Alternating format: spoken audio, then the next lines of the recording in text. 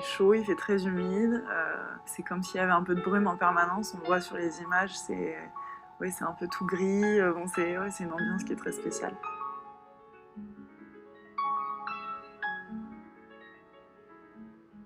Je me suis levée, j'ai été directement à la gym pour faire mon réveil musculaire. J'ai fait mon programme que je faisais pratiquement tous les jours depuis 1 mois ou 2 mois. Et après vient le moment où on part pour le lac avec notre coach de l'équipe de France. Je fais attention de bien avoir tout, je vérifie les réglages de mon ski, etc. Donc là, ça commence à rentrer un peu plus dans le vif du sujet.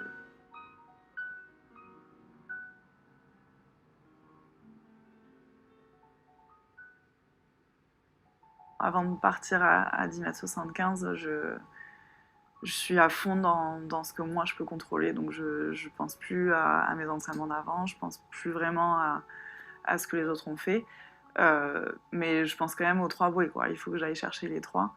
Et donc je pars et je fais une première bouée qui est très bien, et je me dis bon, vas-y tranquille, il faut pas que tu fasses de conneries, ça sert à rien d'y aller trop fort. Et donc là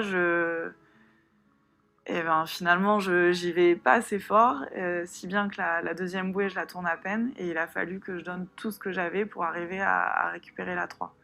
Et donc j'ai pas fait mieux que 3, et on a fait égalité.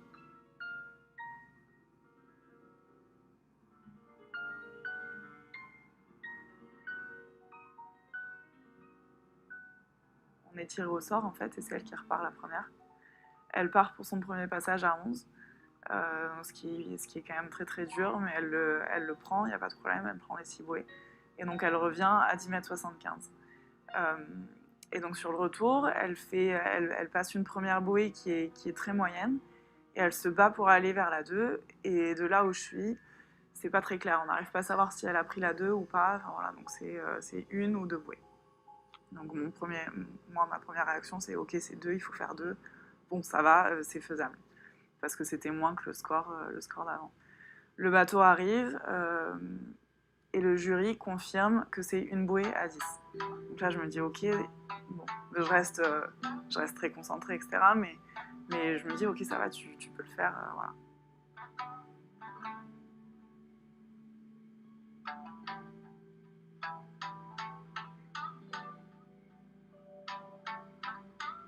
Je suis partie faire mon truc, et premier passage, c'était la grosse bataille, hein, mais je l'ai pris. Mais voilà, j'ai rien lâché, j'avais les bras qui tenaient bien. Personnellement, je me suis pas fait hyper peur, mais le nombre de personnes qui m'ont dit oh là là, tu t'es vraiment battue là-dessus, ben oui, sûrement. Après, j'étais tellement, encore une fois, dans mon truc que on oublie vite en fait les détails des passages.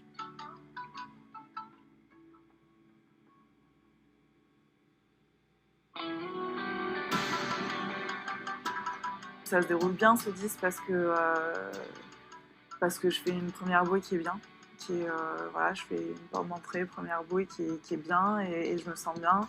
Et là, je finis mon virage et je me dis bon ben c'est bon là, voilà, il faut juste passer derrière la 2, il n'y a aucun problème, il n'y a plus rien qui t'arrête. Donc là, je change de quart, j'arrive, je vois la bouée devant moi, je vois que je suis à l'extérieur. Et là, je me dis, j'arrête un peu de skier en fait. Je me dis, ça y est, c'est bon, je l'ai fait, je suis championne du monde, génial. Donc je passe derrière la 2. Là, je suis déjà en train dans la tête, ça part dans tous les sens. Et, j'arrive dans le sillage, donc j'ai un score de 2. Et hyper heureuse, enfin voilà, la folie, je crie, le machin.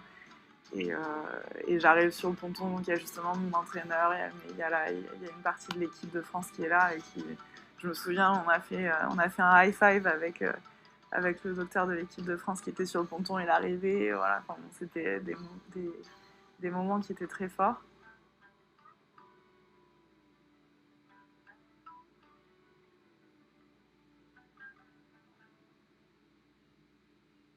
C'était un sentiment, un vrai sentiment de fierté à la fin de la journée, c'était ça. On comprend ce que c'est que d'être fier de ce qu'on a fait.